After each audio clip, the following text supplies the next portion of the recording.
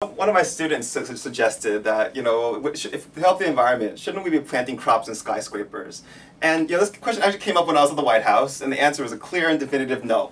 Right? And we can see this with a very simple model. All you have to do is basically, draw the marginal cost of abatement curve that would look like this, the marginal benefit of abatement curve that looks like this if you assume, say, a $20 price of carbon dioxide. And if you sort of put in the price of abating carbon through skyscrapers, the cost would be way, way up here. And way up here, there's only one word for that: insane. Professor, don't you think what's actually insane is living in a toxic world environment that only some of us have to clean up? That's an entirely irrational point of view.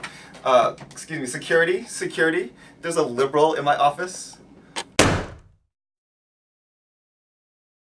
So a question that came up in class today is, are there cases when people don't behave as in economic models? And this is a question that actually came up at the White House, when I was working there. And so how do we deal with that? Well, there's actually a lot of research in behavioral economics on prospect theory, right? And if you sort of draw the prospect theory curve, what you find is that there's going to be this asymmetry of behavior where there's where the losses are felt twice as painfully as gains, which basically leads to inconsistency. You could couple that with the research from beta-delta discounting. And the beta-delta discounting, coupled with inconsistencies from prospect theory, leads to only one rational conclusion: that people are stupid.